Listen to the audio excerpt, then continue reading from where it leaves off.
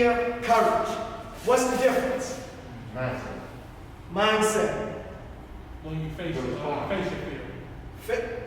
Okay, what's the difference in between fear and courage? What's the difference? One is flame, one is courage. Facing your fear is courage. The response. The response to it. Okay, well, the answer to my question is the same.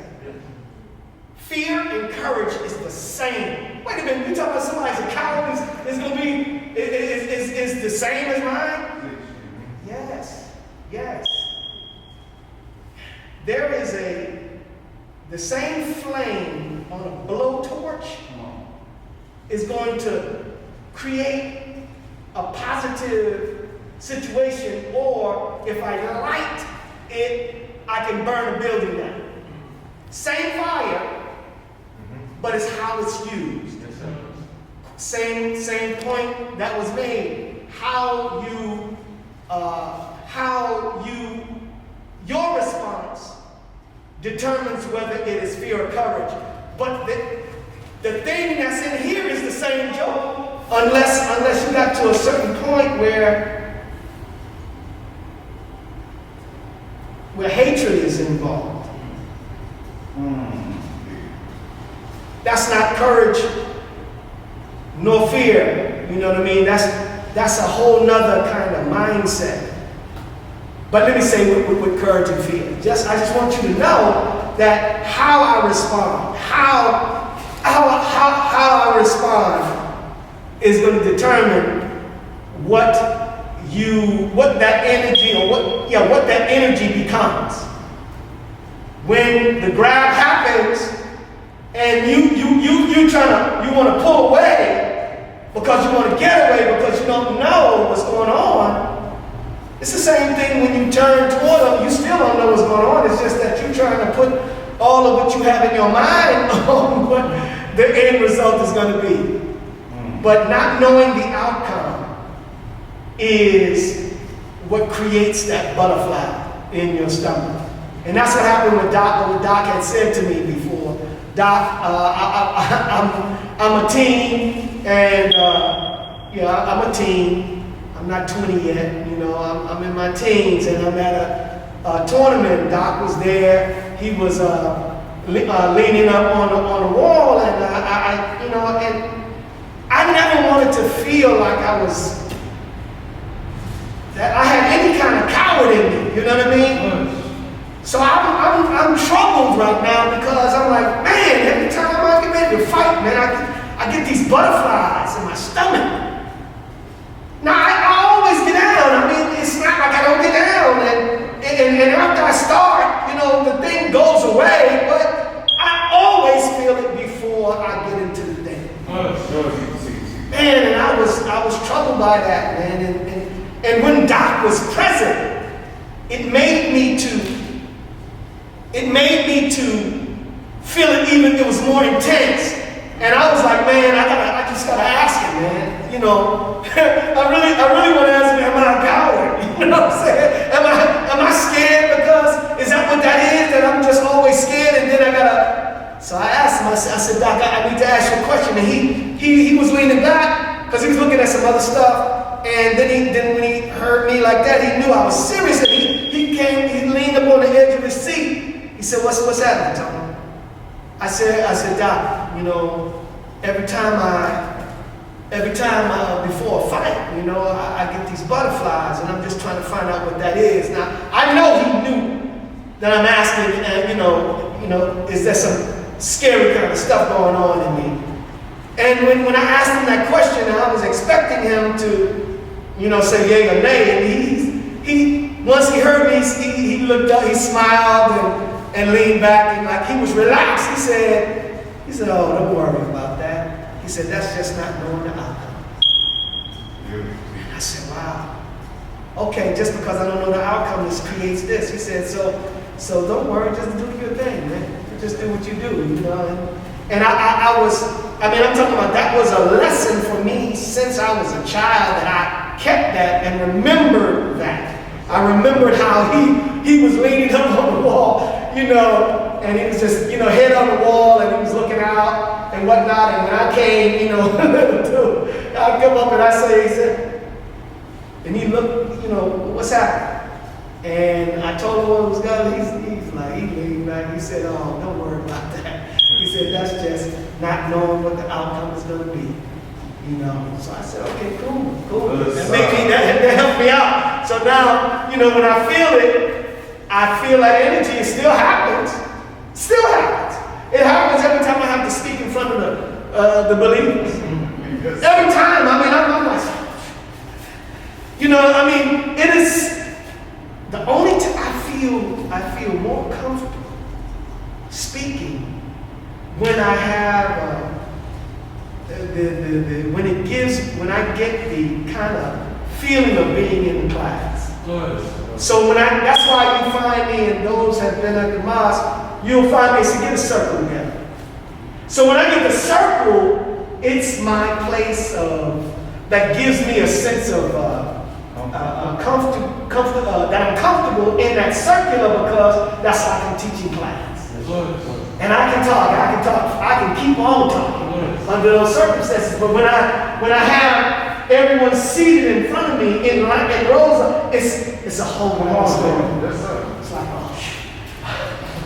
Yes, sir. you know, and I got to get it together, you know, and then I just, you know, still, but even afterwards, I'm like, man, gee, oh, Allah. But anyway, that's all I wanted to say. I just wanted to mention that so that we could understand that if you feel a little something, don't shy away, go in. Somebody makes you feel a certain way. Someone, you know, because a size to your size can produce a certain thing. An age, a rank in front of you can produce a certain thing.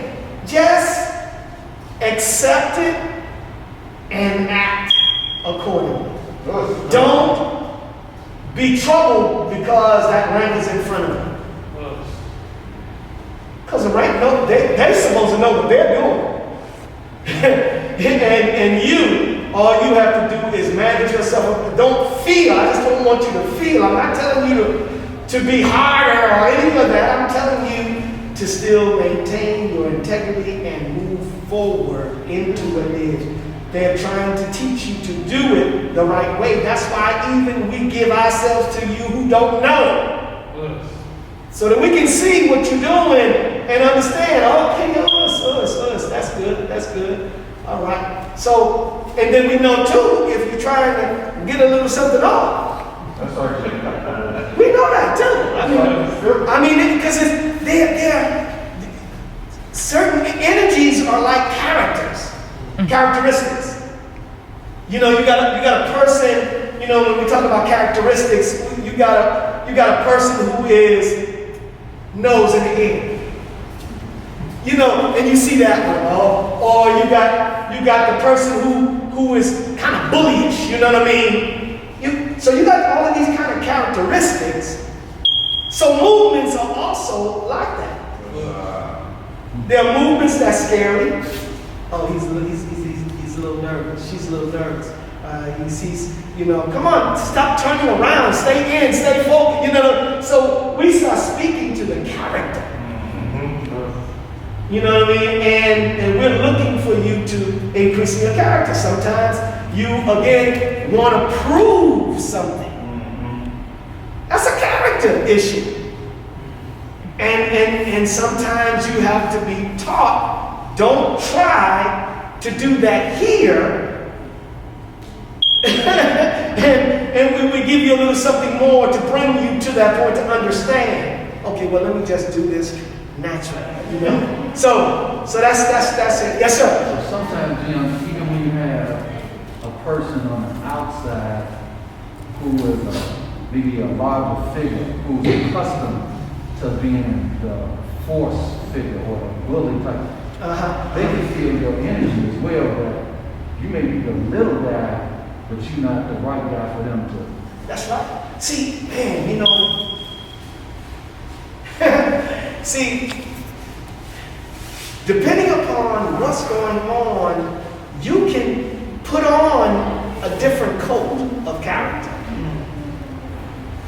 You know, so I could be walking like I'm looking for somebody to do something.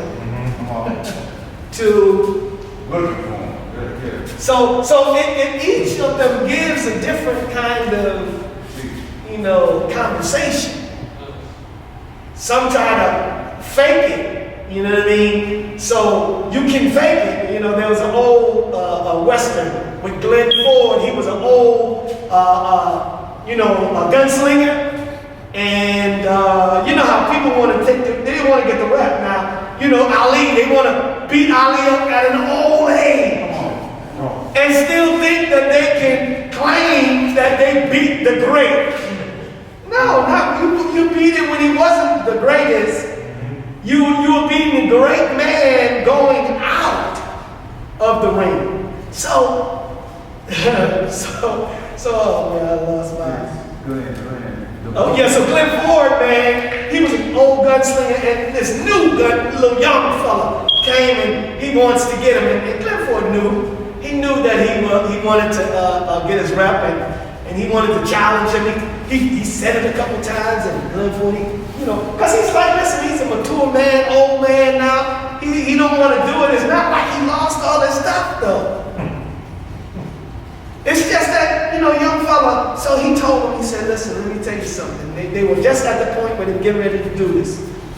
You know, the young fella cornered him into place, and now it's like, you know, is it going to happen, or you going to just do it, or is, you know, you're going to, we're going to draw and do it. So Glenn Ford said, listen, young man, he said, I know that you want the rep, but you don't really understand what comes with the rep.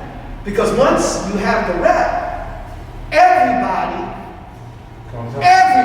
is coming after you to take your rep. And you have to represent that all up until you are even an old man.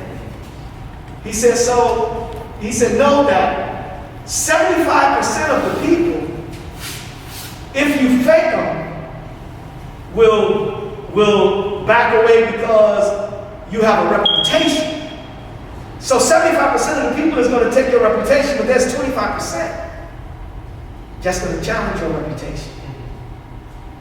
So he tried to give him some, you know, some sense, and then the next thing you know, it was like, all right, old man, you know. So you know how they do the thing where it goes, and they don't show you who dies, right? Next thing you know, you see Glenn Ford walking out the place. So, but the point was, he tried to give him an opportunity to save his own life. Now, Glenn Ford didn't know he was going to be the winner, but see, young people mentally think that they are better than anybody else. That's what immaturity does.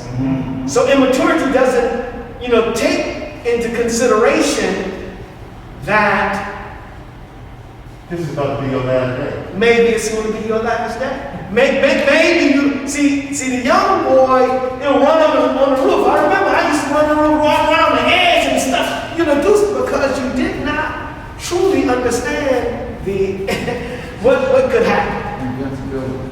Huh? I thought you were invincible. You think you're invincible. So anyway, that is just something I wanted to mention and say to you. So let's always be mindful. It doesn't mean to be apprehensive. It just means to calculate. It means to look. It means to plan. You know who you're dealing with. Know what's going on, so that you can be ready for whatever comes at you. You have an older person. You may have some issues, and it doesn't matter. You may be a young person and you have an issue. You know, because maybe at a certain point you injured your shoulder. You can't now go into this battle thinking that you are the same person that you were when you were not injured. So you have to consider and plan and make the appropriate adjustment to be who you need to be. Because even without the arm, as long as you know you don't have the arm, you can give everything to everything else. And if you do that, then, you know, by the grace of God, you can be successful. But if you go in, you know, wanting to still use this, and now it produces a situation, now that's an opportunity and an opening for the enemy.